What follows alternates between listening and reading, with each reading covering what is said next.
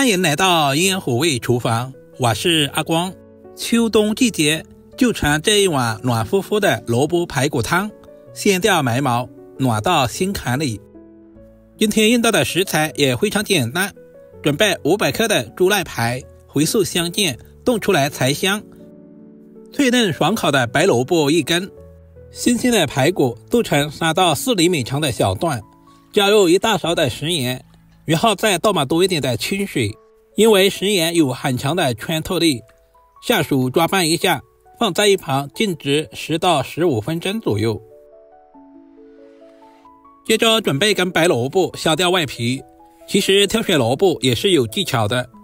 最好挑選這種表皮光滑、跌着沉甸甸的，這種蘿蔔水分足，甜度高，凍出來不會發柴。蘿蔔皮也不要直接扔了，可以曬乾用來炒臘肉吃。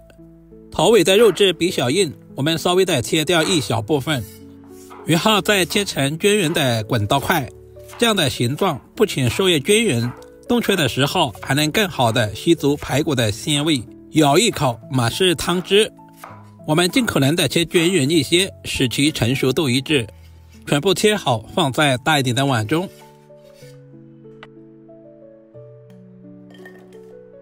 接下來就是關鍵的一步，往裡面加入小半勺的食鹽，翻拌均勻，放在一旁靜置10分鐘左右。食鹽有很強的穿透力，可以殺出蘿蔔裡面的辛辣味。簡單的準備一些配料，一小塊去皮的老薑切成厚片，一小段大蔥切成斜刀片，全部切好放在盘中備用。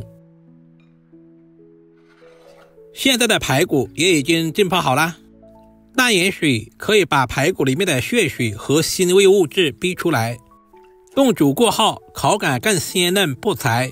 很多朋友喜歡用焯水的方式，其實焯過水之後排骨的營養很容易流失。把浸泡好的排骨充分的擰乾水分，這樣方便下一步的操作。全部處理好放在大一點的盤中備用。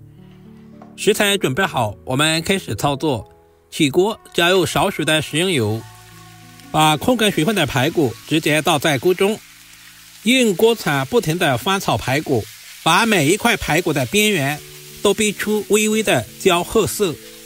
這樣既能鎖住肉汁，又能激發出排骨本身的油脂香，凍出來的湯會更濃郁醇厚。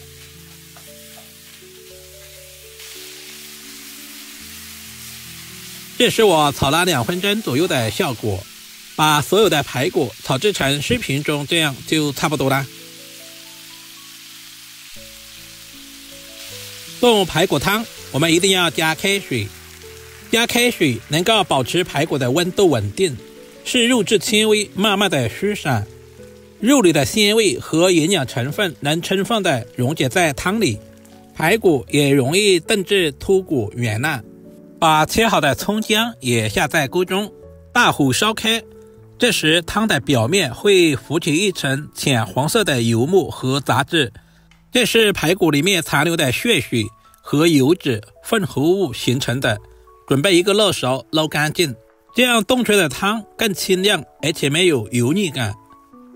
靠上鍋蓋，大約燜煮15分鐘左右。現在的白蘿蔔也已經醃製好了，醃出了很多的水分，質地也變軟了。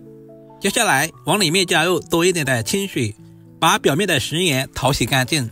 這樣凍出來的蘿蔔湯就不會太鹹。經過這樣處理之後的蘿蔔，凍出來不會發苦，口感更好吃。時間差不多了，把鍋蓋打開來，整個廚房都是排骨的鮮香味。排骨富含優質的蛋白質和鈣質，凍煮過後的排骨湯也變成了奶白色。現在的蔥和薑也已經完全的釋放出了香味，我們就直接挑選出來。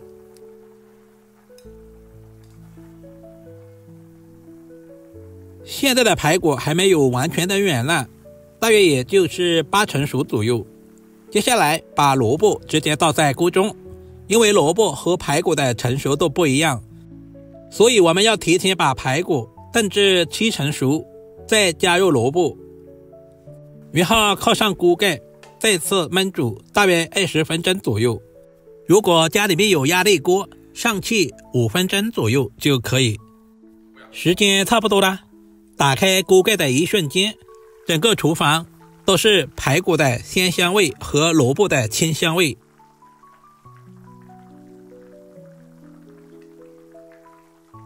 現在的排骨已經完全的脫骨了，蘿蔔也非常的入味了，用筷子輕輕的一夾就夾斷了。接下來簡單的調香味，加入小半勺的食鹽，小半勺的松茸鮮，然後再加入少許的白糖，有條件的可以加入胡椒粉，加入提前浸泡好的枸杞增加營養，同時搭配一下顏色，一道營養又美味的蘿蔔排骨湯就這樣燉好了。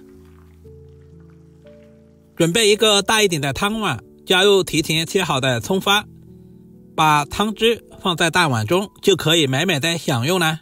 白蘿蔔富含豐富的維生素 C、膳食纖維以及多種礦物質，既能夠促進腸道蠕動，幫助消化，又能生津清熱，緩解冬天的乾燥。兩者搭配在一起，營養成分相互融合，湯品鮮而不膩，喝起來暖胃又養人，小孩老人都適合。主要是操作還十分的簡單，廚房小白都能夠輕鬆的掌握。如果今天的視頻對您的廚藝有那麼一點點幫助，就麻煩點讚、收藏、留言並轉發出去。另外頭像還可以看到更多家常菜製作視頻。好了，今天的視頻就簡單的分享到這裡啦，我們下個視頻再見吧。